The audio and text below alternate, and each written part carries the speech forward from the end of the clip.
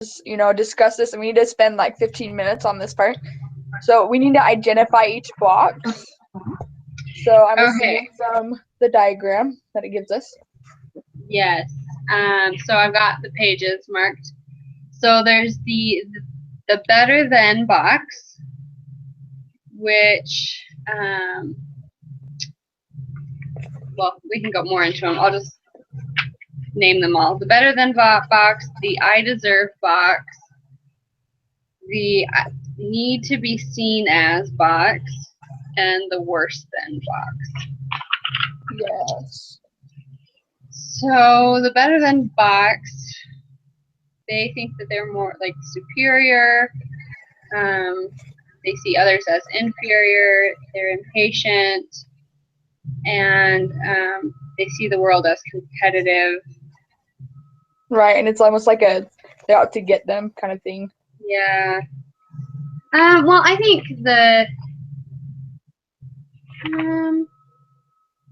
the worse than box is more of the world's out to get, like, because it says the world is against me, ignoring me. You're but right. I feel like the better than box has something to prove, like they have to be better than everyone else. Like they're really, really competitive, and they are really threatened by people that might have something that's like better than them in a certain area. Yeah. Okay, the I deserve box. I think we would see this kind of, yeah, I love the word entitled. Yeah, that's such a good word. Yes, I think that's a good descriptive word of this. Entitled, let's see, the view of myself is a victim, and they see others as ungrateful or mistreating, and they view the world as unfair. Unfair and unjust. It owes me. I feel like this kind of box, I deserve box, is when we kind of compare, like make a lot of comparisons from ourselves to other people, and especially people who are like have different circumstances than us, but yet we try to put ourselves in those circumstances and justify. Like I really loved that concept. It kind of threw me off, like the justification concept that they talk about, because I was like, is that really justifying like the whole wall story that he gave? And I talked to my husband about it or whatever, and he's like, yeah, it's just another like meaning for it. But no, it's hard. Like sometimes I feel like when other people, I don't know, like we're doing right things and we're trying to be good, and then like bad things happen, it's hard not to sit there and like, I don't know, I guess. Like for example, so my husband and I, went to the airport to go pick up my brother-in-law, and then we lost our parking ticket for the airport, and it was like a $32 fine, like, and we would have only paid like $4. Oh. So of course, like my husband was just like not very happy. I wasn't happy either, but it was just one of those unfortunate events. It was just like, are you kidding me? And they're getting out of their booth, the people, to like check they write down our license plate. They take my husband's driver's license. They take his phone number, and me in my mind, I'm like, why do you need this information? Like, what is the big deal? Like, let us just pay the fine and like go, So I was like, this is just, how fair is this? And like that was just, a few hours ago that I was sitting here doing that. But we kind of like in the end we're like, it's not a big deal. Like it's just money. Yeah. But when things like that happen, it's hard not to sit there and be like, oh my goodness, why did that happen? But in the moment, it's so hard to get perspective sometimes. Like when you're in the moment, it can be really difficult to see, to, as they say, see people as people, and not as objects. not try to justify things. Yeah, I agree. There's an application story for the day about that one. Yes. Okay. Okay. So the next one is the needs to be seen as box. Um, they need to be well thought of. They view others as judgmental, um, feeling anxious, I like the needy. needy almost too. Yeah, Yeah, needy is like a good word. It says uh, I like the view of myself as like they're fake, yeah, and it's like a lot of people who kind of cater towards like they're almost leeches on other people. They kind of are fake, you know. I don't know. I just know on my mission I had a companion that I was like brand new to like the area, and she's like my companion and for the first time, and she's like, I love you. And for me, I was like, she just told me that every day. I was like, I just love you. And I'm like, you don't know me at all. Like, yes, like it's awesome. You have like Christ-like love, but I was even thinking about it, I was like, you don't know me. And honestly, to be quite frank, dog from Up, like, Master, I love you. You know, I was like, great. But yeah. so it No, made me like, I had I was in the Calling in the Young Women a few years ago, and the um, the young woman president was kind of like that. Like she was just enthusiastic about everybody. You know, was always complimenting everybody on everything. And so sometimes I felt like when she was like saying that, I was like, yeah, but you say that about everybody. Like, are you really right, sincere? And since then, I've kind of come to realize, you know, she really is. She does like, she sees people, the good in people. She sees their talents. But at the time, I'm like, yeah, like I don't really feel like, but that was my interpretation of it, you know, that was me, you know, like, I don't know. But yeah, almost I can, justifying their actions in our view of them too. I feel like, uh-huh, yeah, yeah, yeah, yeah, but, because I really struggled with that, because I kind of had some issues with her, like, they were my issues, but, like, she, you know, I took them out on her, and so I think that, like, skewed my interpretation of it, and but yeah, I think sometimes, you know, there are those people that can be fake about, you know, compliments and adapting to different personalities to please people. right. Because it's just that need to be seen. But Yes. yeah, Okay. The worst then box, view of themselves as broken, not as good. Um, view of others, they see them as blessed, privileged, advantaged, feeling helpless, jealous. jealous and depressed. Yeah. View of the world against me, ignoring me is hard. Okay, so we have listed them. Which Okay. box do you find yourself in? How does it impact your judgment? I think this is going to be hard to talk about. Yeah. Oh, I feel like it depends on the situation. I feel like yeah. I don't know. I don't know if I can necessarily put myself and be like, I am in the worse than box or I am in the better than box, you know? I feel like I Yeah. mean, for example, the time where like the story I just told about, like, I guess the two different ones, like the parking ticket, I could say I was probably a little bit in a worse than box, you know? Here I'm Mhm. like, wow, this is like totally awesome, not. And maybe the I deserve box. I don't deserve to like be getting this ticket. I don't deserve Yeah, this harassment. yes, that's probably better I put think for it. I think I most identify with the needs to be seen as box Okay. because I think I'm like, and I think a lot of people have told me this about myself. Usually it's a compliment, but now I'm like wondering. But I'm very adaptable to Okay, I think that's situations, good. and I think that can be good as long as I don't sacrifice, you know, me for who whatever I'm adapting to. Like I think it's good Right. to be adaptable and flexible as long as I'm just not like because I think it can be easy for me to be like you know, say like when I was younger, going to a new school, wanting to be seen however I thought that they wanted, whatever was cool or whatnot. Like, yeah, but I don't know. It's difficult because I don't see myself as wanting to be cool either. I really wasn't in that group. Yeah. But like, I don't know. I don't know. I don't know. It's probably the best Yeah. box to be Go ahead. in my opinion.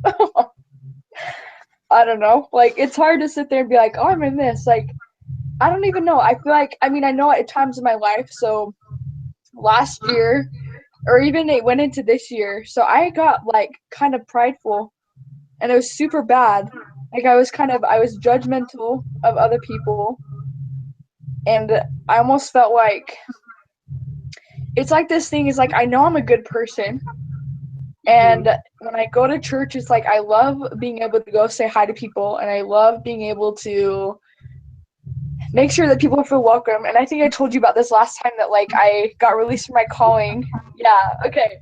So there's that, and then when they get new members of the Relief Society presidency, it's almost kind of like, which is super bad. And like I've had to like, it's like a reality check sometimes. And like this happened to me last year though, and I think in the beginning of this year, I like sit there and think in my mind, I'm like, oh yeah, like I would be good like for that, and then it's almost like I see people that are called, and I'm like, oh, they just got called to that, like, oh, like and it's almost like a shock, and it's like kind of like, I don't know, and it just kind of puts me in my place, and I'm like, okay, yeah, like of course, and I'm on the welcoming committee, awesome, like yes, like I do that anyways, and I'm like, yes, like I will do that part of your job for you, of welcoming everybody else, even though they want it from you, I'll do it for you, and just different things like that.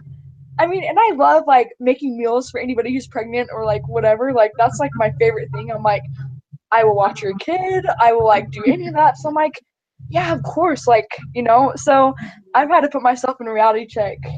And for like a while, I realized like it was for about 6 months, like Stephanie, was bad. I was like in this whole thing where I was like, even it got to the point where I'd be driving, and I used to not have like any road rage, but I sit there and be driving, and then I'd get so offended by people that would like cut me off or whatever, and I used to get so mad in my head and like be judgmental towards them. Like, I mean, they're just a car, I don't even know who's in the car, but so I feel like as far as like in my path, like I think I've kind of gotten off of it, and relating myself more to the gospel, and like praying and like repentance and everything is like helping me get off of that. But that's probably where I was a while ago.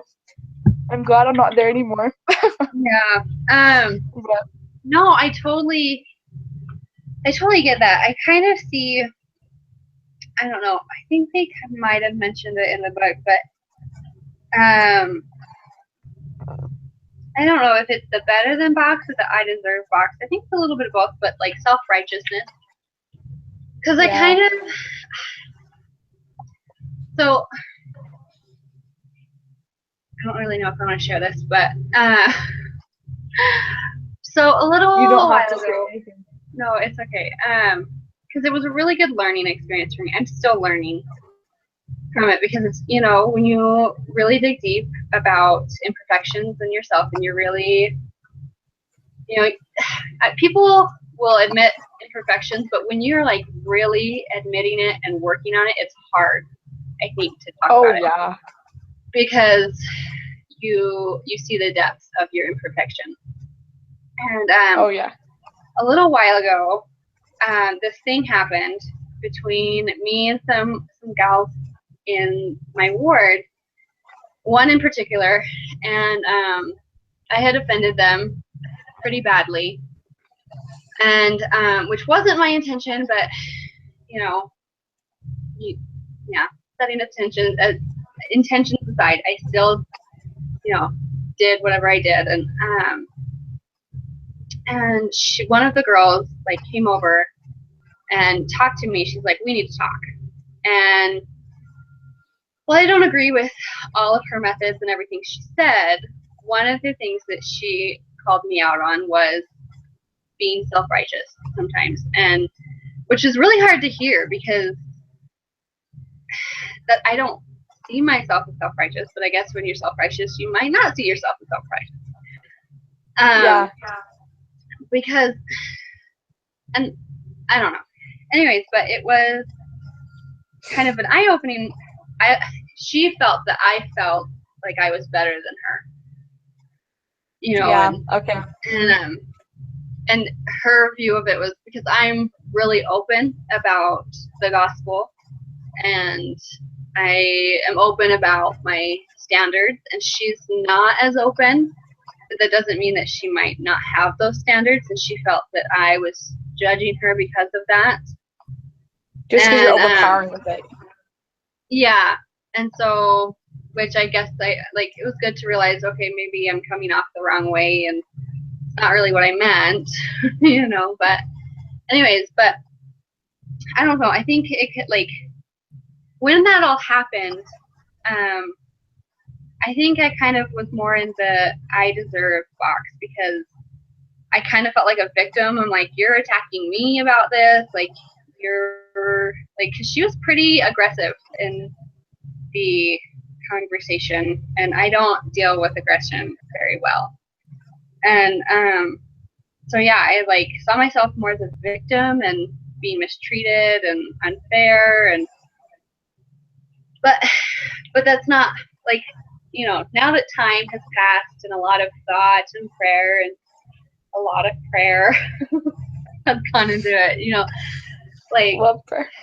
I love this concept of seeing people as people, because when you do see yourself as a victim, you see your attacker, whatever you want to call them, as not a person. You see them as something to get you.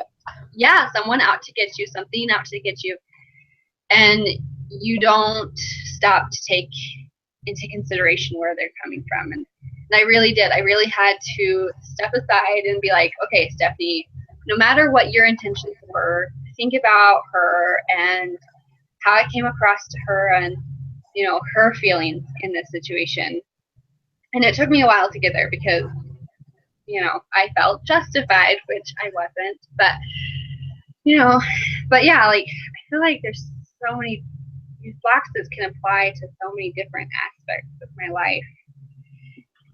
But anyways, it really does affect your judgment. Back to the question at hand, how does it affect your judgment? It really affects your judgment. But yeah. Any thoughts? No, I was just gonna say, I feel like, you know, that is something, you know, it takes very special people to do what we do, as far as what we're studying and within our major. Mm-hmm. And I feel like, of course, like, that's why we're learning, and that's why, I mean, it's super awesome, like, you know, being able to discuss like this. We don't really get this in classroom opportunities, you know, where it's like this interpersonal. But I was just thinking about that. I was like, you know, if just in that way, thinking of them though, and of them as people is really empathizing with them, which is such a true characteristic of Christ. And if we are wanting to be, you know, not only good advocates for our profession, but good practitioners in everything that we do, it's something we have to constantly have, because if we are, even with our clients, like if we're frustrated with parents because they think, you know, that they're judging us or that they're not really necessarily agreeing with the treatment processes that we are really working hard with and trying to do, I think that's going to be maybe, I guess, thinking about my own life and just a couple of situations that we've talked about for us personally, something that I really need to make sure that I am applying is making sure that I see them as them and putting myself in their shoes, which isn't always the easiest, because a lot of times we just like want to be frustrated at whatever and like we don't see it from that different side. But, you know, and that's what I love about our major though too, is like, because that's what we have to do all the time, is we have to try to put ourselves even in the client's shoes and to be able to see what they need and even what their wants are as far as to even progress in any kind of treatment that we're assessing to them. So, yeah. I totally agree. Yeah. On one hand, I'm excited about that because I feel like, I feel like when I'm in the workplace, it's a lot easier for me I agree. to see people as people like I've worked with a lot of kids with disabilities before and have interacted with them a lot, and to me, like, stepping into that world, it's like, I don't know, it's just like changes. Like, it's like I put on these different glasses and I see them just as them. And I don't know why it's hard to do that just in your everyday life, but I would agree. I hope that that's how it can be, like, in every situation, whatever job Right. I'm in. And I hope that can continue, but I don't know what's out there, so we'll see. I mean, just to add to that real quickly, I mean, this is just me. Like, I've always had a greater love for people with disabilities. Mm-hmm. Like, for me, it's like, which is so bad, like, because it's all about, we've got to help normalize the population. But for me, I'm going to smile and be a lot more friendly to anybody who's, like, in a wheelchair or to little people or to anybody who has a gait with their walk. I'm going to be a lot more catered towards them and just, like, being friendly towards them than I would a random person I'm walking by in campus or walking through a Maverick at the gas station. Like, I'm not going to be, like, smiling at them. Like, I mean, weird, because that's just kind of how our society's become, but, Yeah, I'm the same way. I have a brother who has Down syndrome, and so anytime I see anybody out in public who has Down syndrome or who has kids with Down syndrome, I just, like, it just, like, even if they don't even know that I'm, like, grinning ear to ear, I just, like, smile. Yeah. Because I know that person with Down syndrome is not my brother and is not, like, isn't going to be the same. But I feel like I smile because I know something that a lot of the world doesn't know. Right. Like, I've seen the side of those individuals that a lot of people haven't been able to see.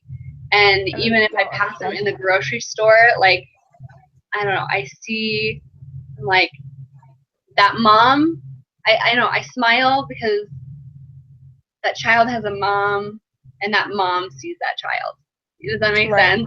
And I don't know, it makes me happy. Like, one time there was, like, a guy on campus, and I sat by him during a devotional one time, and he had Down syndrome, and he was telling me all about it, and he was telling me he was going to get his degree in business, and anyways, and I just, like, I ran into him and I think it was his grandma at the grocery store one time, and I regret not stopping her and telling her this, but I just remember thinking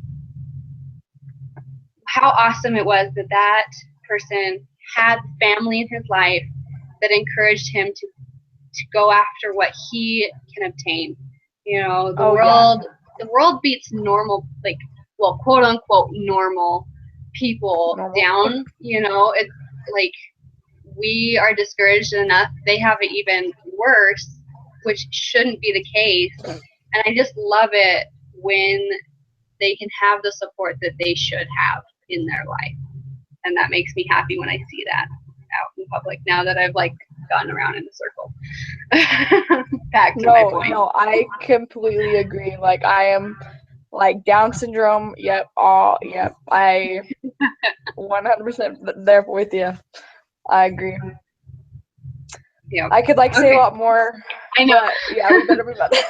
We're gonna be here till, like, the crack of dawn. We just like talking to each other. I think that's what it is. Yeah. Okay, explain the choice diagram. Choice diagram. Okay. I think the finished one is on like 133. Mhm. Yeah, Yes. where So it has everything. the first section of it is sense and desire.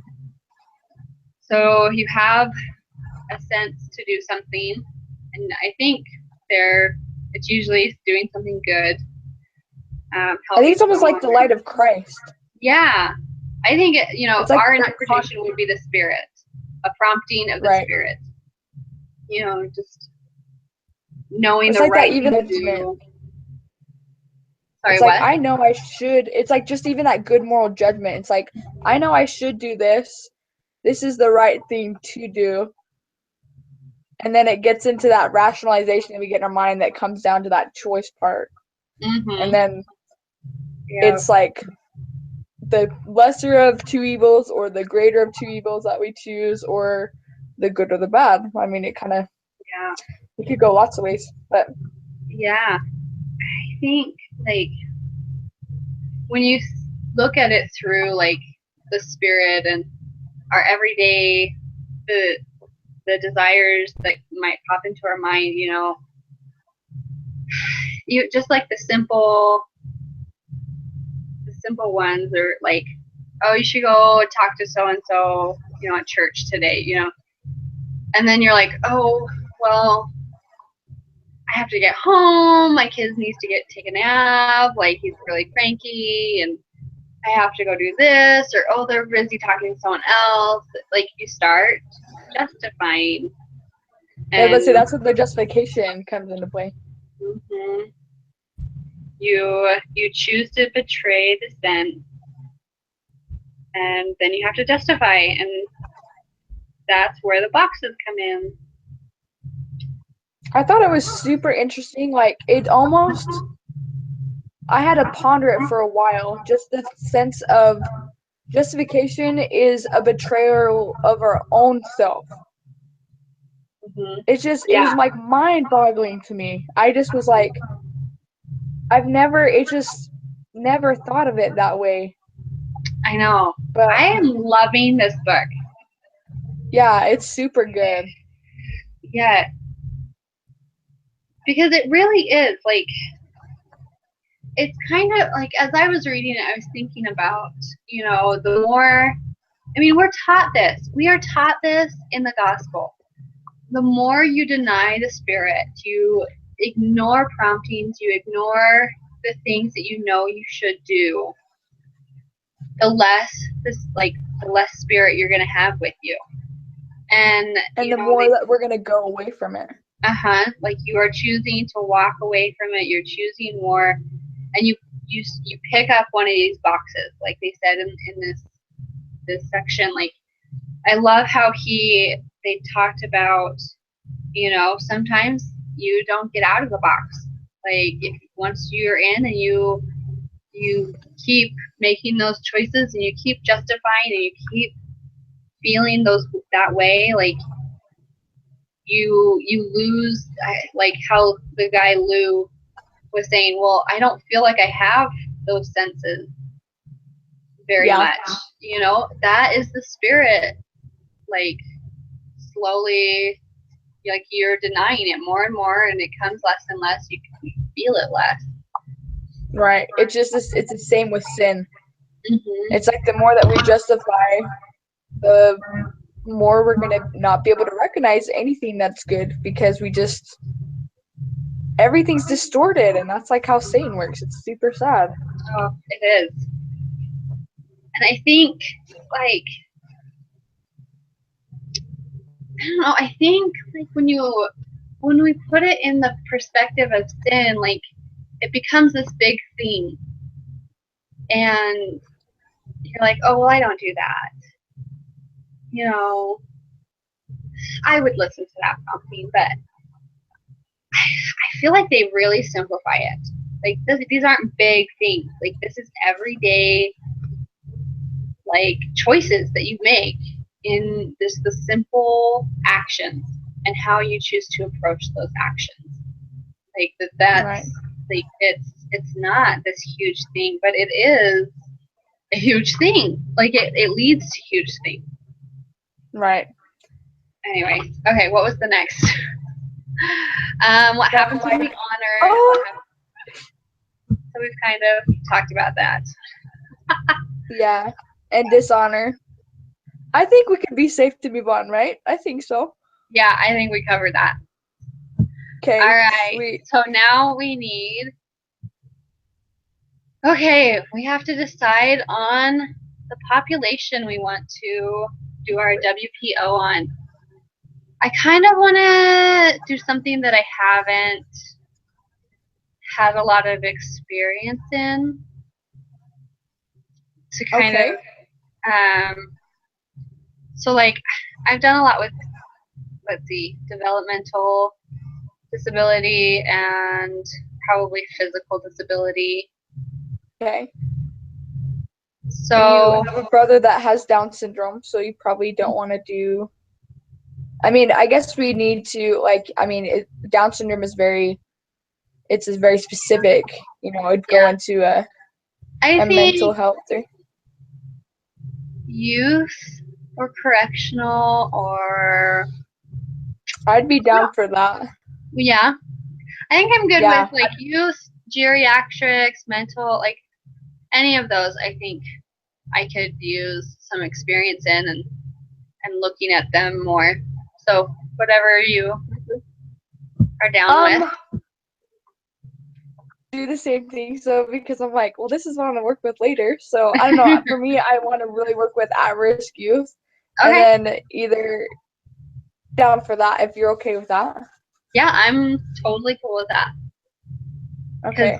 Because I haven't. Wait. I think that's a really cool population, but I really haven't. I don't know a lot about it. So. Okay, and I still have like a ton to learn with it. I just know that's kind of what I want to do. That's good. Awesome. Okay, so youth correctional. Awesome. Now brainstorm and state 3 vision statements for your organization, 1 mission statement, and the model at which you're basing your organization's philosophy. Okay, 3 vision statements. Okay, so we're just supposed to brainstorm though, right? Yeah, but later this week we have to submit what we decided on. What we actually decided. Okay. Yeah. I was just listening to. Have you heard of Stephen Covey? Mm-hmm. Probably. Yeah. Okay, so my husband and I have been listening to like 7 Effective Habits of Highly Effective People or something like that, and it's really interesting because they're talking about mission statements right now for like individuals or family, and I don't know, when I think about that, it was like brainstorm and state. He was just saying, he's like, don't ever make a mission statement that's like super fast. Like it takes time to develop and like everything. So I'm like, ooh, that's fast. But I guess this is just practice. Yeah, I think here, let me look at the let's see. Here, I can pull up a Google Docs thing too and start writing some of it down. Okay. So it says go to the next page to access this assignment and click upload. Attach the document. Wait. Oh, I think that's just. Okay, that's just our recording. For the link. Yeah. And then post all 4 statements. Which you are basing your organization philosophy on to the discussion board. Okay. Yes. So Okay. So yeah, I will pull up a Google Docs. Okay. All right. So 3 vision statements. I think this really is just brainstorming, and I don't think we have to have it perfected because we're gonna get critiques, and I'm sure that we'll modify it as we need to. Vision, youth, correctional. Where do we want to go with this? There's so many possibilities. This is, but one thing I guess is like the whole reason why that risk youth is I feel like I don't know what kid or what teenager doesn't make at least one bad choice, or at least doesn't understand at some point the worth that they have, to a point, I feel like, or it can lead to a point where if we don't understand who we are, we aren't likely to be able to always choose the light of Christ. And we forget the things that are important that will keep us on the straight and narrow. This leads us to like that we don't matter. And so then it's like, why does it matter? And we justify even ourselves as people to the point where, yeah, like why not do that? I know, like, that's like for me, like I suffered through that like in high school. I even had so my mom thought I had ADD, and then she took me to the doctor. So like I had a hard time focusing on things like that. And then anyways, they gave me some medication that just made me sick. And then also like a few months later, I just got like super depressed and like had suicidal thoughts, and it was like super bad. And even like everybody could tell that like something was way off with me. And it was kind of like, it was bad. Like my own parents almost like got me into counseling, like with LDS things, and like the LDS family services and things like that. But the medication, and at that point for me, just because of like how I was feeling about myself, I really didn't feel like my Heavenly Father loved me. Like I didn't really understand that at all. And so for me, like I just had that idea in my mind. I was like, well, like why does it matter like if I'm here on the earth or not, And so for me, I feel like with at-risk youth, I feel like they kind of have that sense. Mm-hmm. They don't understand who they are, and so they're gonna make bad choices. Yeah. So that's just kind of. Well, maybe a vision statement could be that all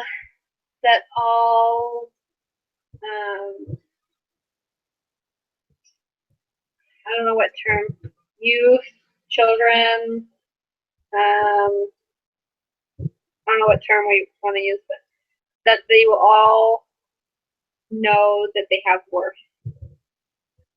Because if they wanted something really simple, like from our readings for vision, it needs to be like, I think it's the most like the biggest goal. Like really, you want to shoot for the moon with your vision statement, and then figure out how you're going to get there with everything else. So I think that would be a good vision. That you want all of the youth that come through your program to leave knowing that they are worth something. To us, it would be knowing that they're children of God, but, with some programs, you can't really bring that gospel. But to know that they are worth living, their life is worth something. I agree. I think that's a good thing. Okay, so all youth to feel that they are worth something. Okay, what's another vision? Vision statement. That maybe they'll all leave having a new perspective on their future. I like that a lot. That's a good one. How would you say like that? Application. Yeah. Maybe to say,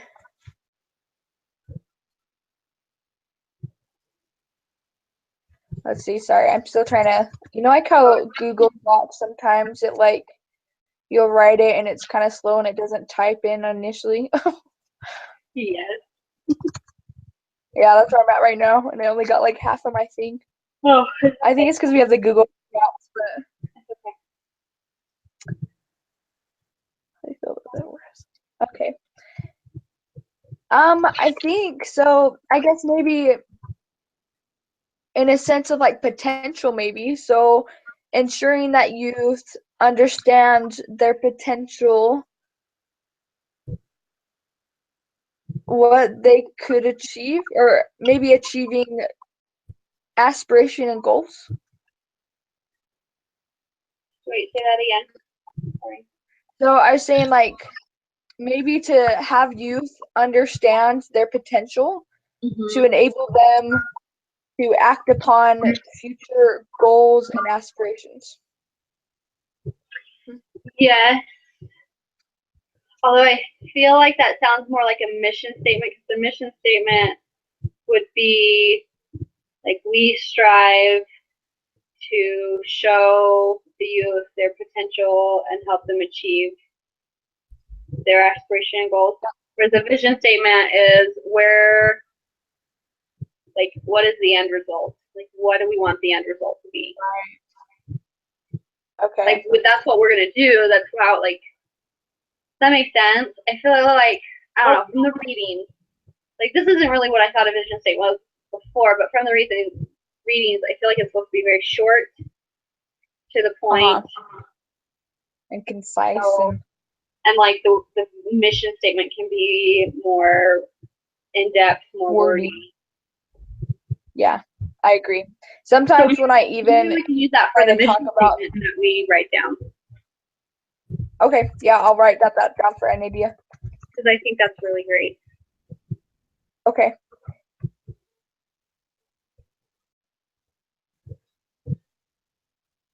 Okay, so to help you realize their potential to achieve future goals and aspirations. That's a word, right? Aspirations? I think so. Right? Okay. Sometimes I feel like yeah, that's totally a word, and then, I don't know. Yeah. I do the same thing. All the time. Actually, the other day, what did I say to my husband? I was like, I can't remember. I said a word, and he looked at me like I was crazy. Well, even the way I am so conscious about it this semester more so, but last semester I was taking, what was it? 371. Yeah, 371 was just August.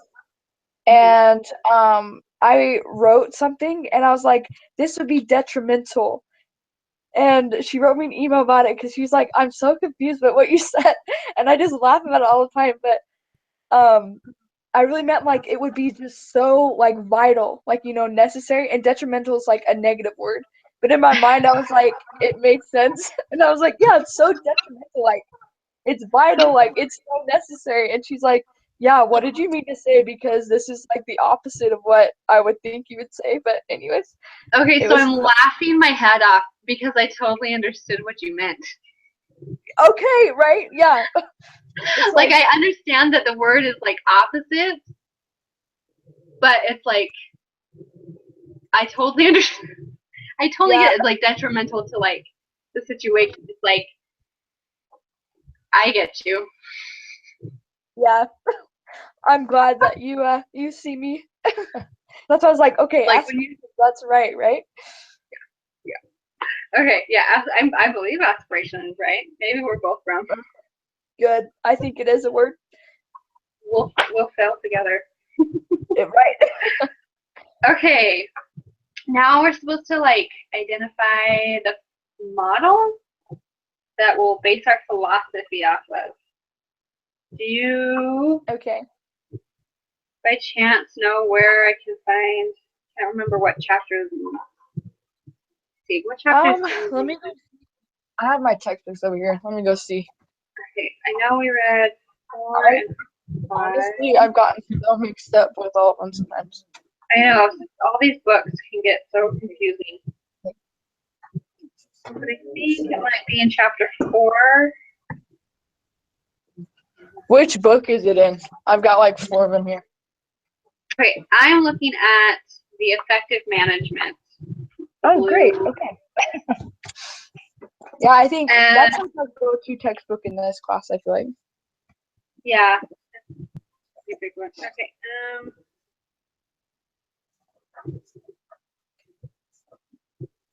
Let's see. See the Virginia Film Philosophy. I'm just trying to find what models it's talking about. Oh, maybe that's in. Okay, do you remember the chapter that we read like a couple weeks ago? And it was like about the models. I don't know which one it's in. You know what I'm talking about, bro? I don't know. It all gets so confusing. I don't know. It's like, and for me, I'm like everything kind of muddles together sometimes. I can't remember. Okay, maybe in chapter 2, but I don't know. Like with all the theories and models. Okay. Ooh, maybe. Is that what you're talking about? Let's look. Well, it says model, Not theories. theory. I wonder, Okay. is it talking about like the models we've covered in the past classes? Okay, Like look on page leader. 38. Wait, what? Page 38? Look on page 38 and 37 real quickly. This is probably what I was thinking of. I don't know. I could be completely wrong, but I don't know. But maybe it is talking about that, like the models from 371. Yeah, I bet that's what they're talking about. Okay. Sometimes I like compartmentalize these classes and then I realize, oh, they're referring to something. It's carryover. Completely. Yeah.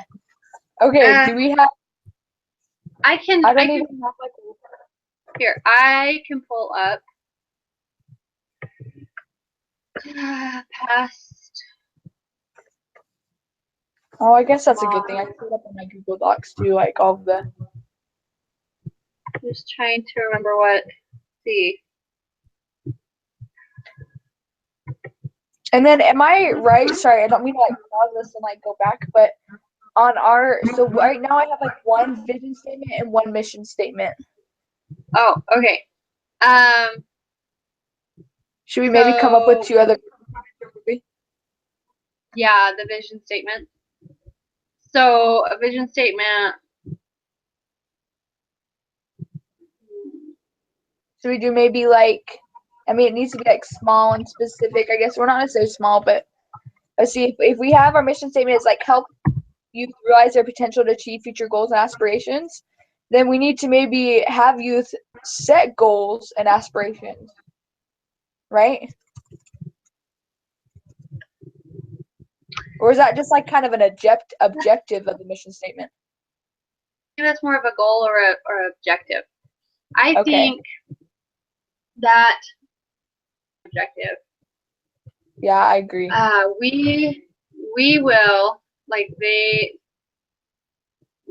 what are we gonna call them? Like the youth, the At-risk clients, youth, I guess. whatever. The clients will like we like. Oh, I'm trying to find the wording. Patients, clients, participants. I know like in last semester or 371, it talked a lot about like not really necessarily using client or words like that, but more like participants or whatever, I guess. I don't know. So participants, to show participants. No, that was something else. The participants will leave with a new perspective of possibilities, of I like future that. possibilities.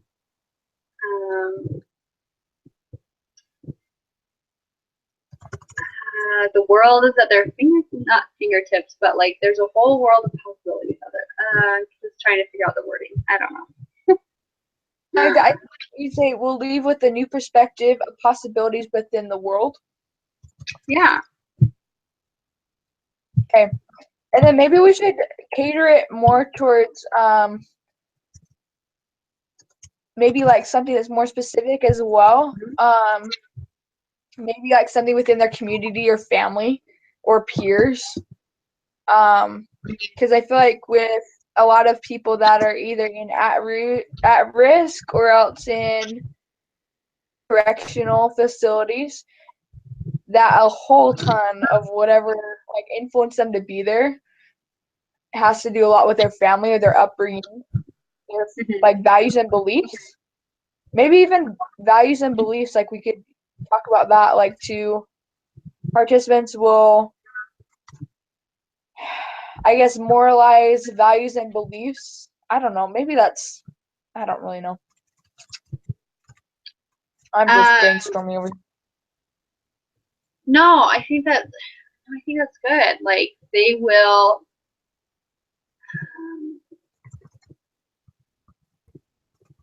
I get where you're going. I'm just trying to figure out the wording. It's like hard to like conceptualize it into one thing. That participants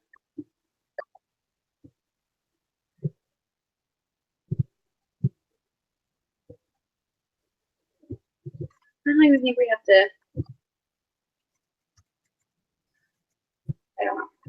Okay, I'm gonna sidetrack a little bit. I found so there's the let's see here. The service delivery model. Oh yeah. Uh-huh. The self-determination model. Okay. What was one of the theories that, or sorry, what was one of the models that you specifically liked? Do you remember? Gosh. I can't remember if it was self-delivery model or not. I don't know. It's hard to remember. So the leisure ability model is really popular. But I think that I liked, if I remember this correctly, I want to say that I liked, let me look at this one, the OLHTR, which I can't quite remember. Hold on, let me pull up. Okay, I'm pulling up mine too to see what I can find.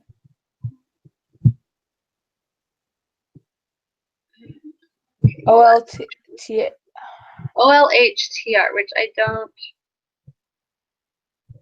have a ton of information on. Health protection promotion model. Okay. Leisure and well-being model. Okay. Sorry, these are all like, I have these all as files in my drive. Yeah, that's what I'm looking at too. I'm even trying to find mine. I'm pretty sure I had a page. Oh, here it is. Oh, like the model chart thing? Yeah, that listed all the models. Here it is. Yeah. I'm trying to see if I can find mine too.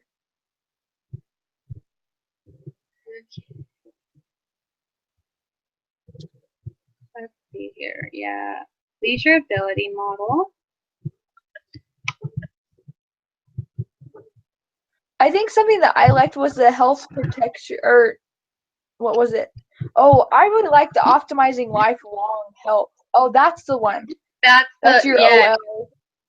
Yeah. I really like that model, but that is just me. I'm pretty sure that that's the one because I remember it.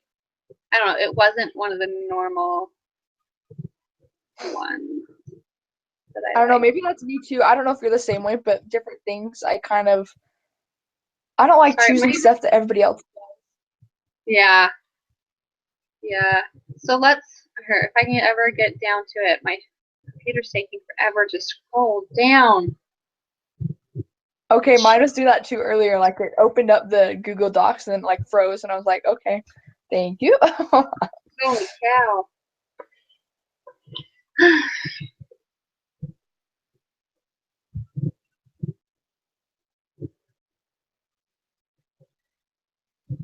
Yeah, it's so hard because I took this class, I feel like forever ago. Yeah. When we did this.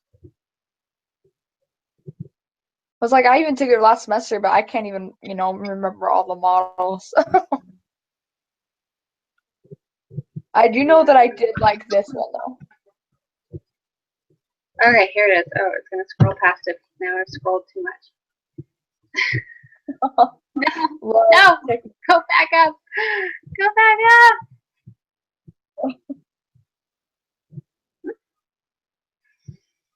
Hmm.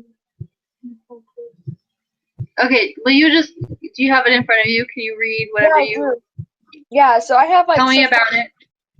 the 4 different principles, like some of the things like kind of like the API process is like evaluating, selecting, optimizing, compensating. So that's like part of like the stages that they go through. There is an assumption. It's like the need for intervention with the client with the intent of influencing the individual's personal and or leisure functioning. And then it's incorporating health enhancement, assistant needed, formal and informal service providers. There's disease and illness protection, health education, health promotion as a focus, self-care approaches. There's 3 principles. It says healthy leisure lifestyle reduces other health problems. And I think that's the reason why I would like it. And then strengthen optimal well-being can be activated by individualized resources and opportunities. And then independent leisure is ideal. Okay. Wow. I have other things on it. It's like a little, overview of it though. Okay, yeah, let's do this one. Optimizing lifelong health. Okay. Sweet. So we chose our theory. We have a mission statement. Do we need one more vision statement? Or are we good? Yes. One more vision statement. Okay. Here, let me open up to the vision statement. Okay, creating a vision. Okay. I know they have some examples in there. Yeah. Let's see.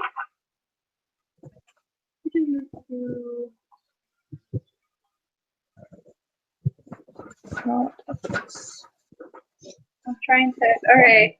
So here's the vision statement. The Department of Community Recreation Services will offer a variety of comprehensive quality programs and services that will enhance the promotion of healthy lifestyles.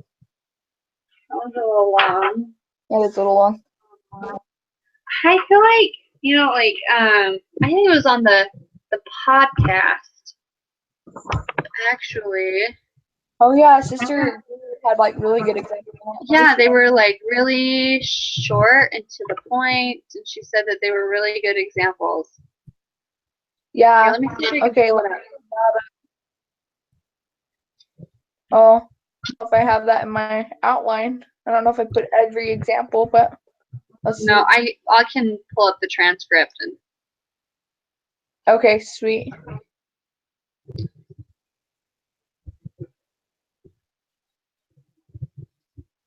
Sorry it's so late. I'm like looking at the time. I'm good, but I'm like. Oh, this is. Up, right? No, I haven't heard her. This is Okay, normal good. for me. Okay, me too. Okay, let's see. Let me scroll behind.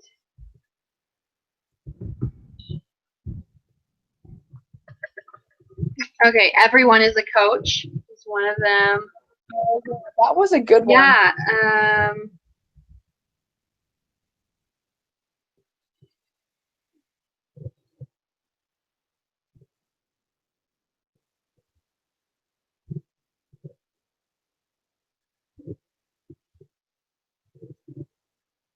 Okay, I think that's the only one that she says out loud.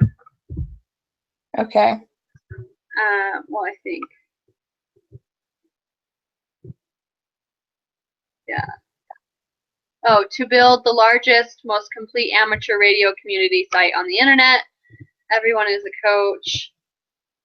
And then there will be a personal computer on every desk running Microsoft software. Was the other one. So Okay. they're like basically. Sorry, go ahead. I was gonna say that last one is something that we can kind of like I don't know, I guess put into different words. So it's like a dream. So what we want to achieve through our program, how we want to affect the world, I think. You know, it's really like the way they talk about it in the book is like it's the dream that you're like kind of afraid to dream, I think. But you should, because if you don't, then you're going to be limiting your program. Yeah. And I really like to use, like, if you don't ever write it down, like, it's going to be not going to go anywhere. So what would we want to achieve through the program? So instead of saying every participant in our program will know their worth, our goal will be everybody, every adolescent, you know, we want all youth to know their worth. Okay, yeah. And that's basically what I have written. It's like I have all youth will feel that they were worth something.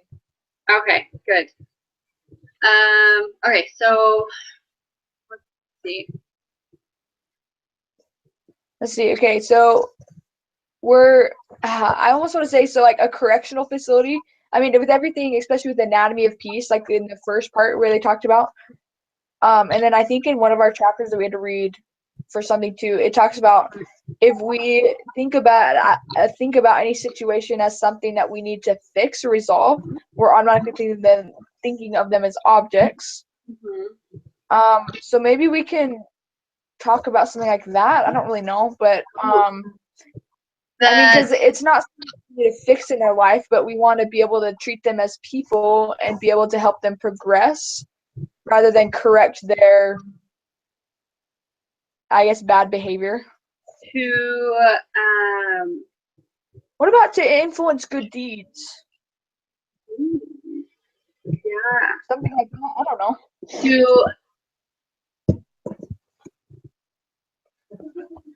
Yeah. So I have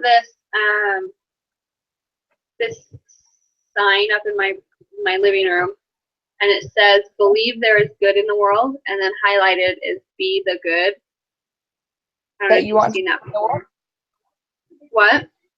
Yeah, it's like, oh, like be the change that you want to see in the world. Is that what it says, the second part? No, here, I'll show you. Okay.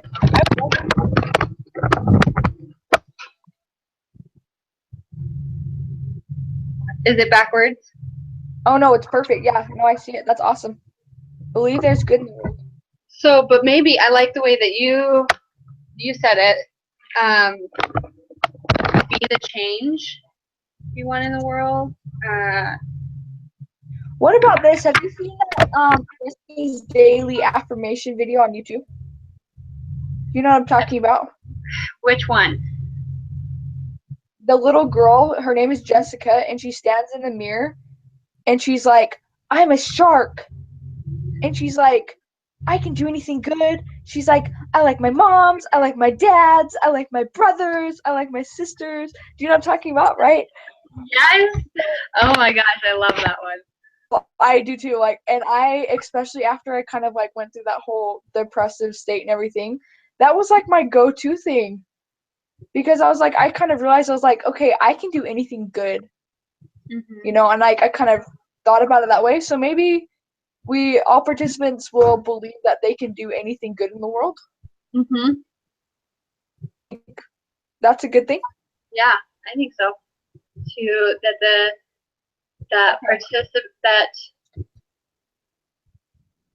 That people will be the good in the world. I like that. That people will be the good in the world.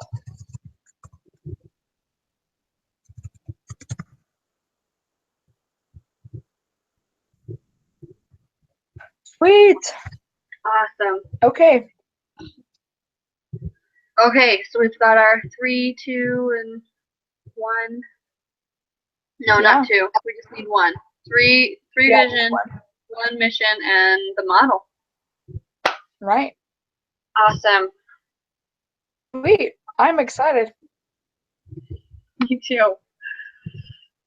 If it wasn't so late, I feel like I keep going. I'd be like, oh, okay, so how are we going to do that? Yeah, no, yeah, no, I agree. But it's bedtime. So Kind of. So it'll be awesome. okay, well, I will see you later. All right, so you will. Do you want to post this on the discussion? I will post the link, and then you submit the document. No, or so I submit Does the. it go on the discussion board? Okay, I think the vision statements and stuff goes on a discussion board, and then I will submit the link through a document to her. Okay, sweet. Okay, I can do that. Okay, I'll do that right now. awesome. Me too. Bye. Have a good night. Okay, sweet. Talk to you later. Okay, bye.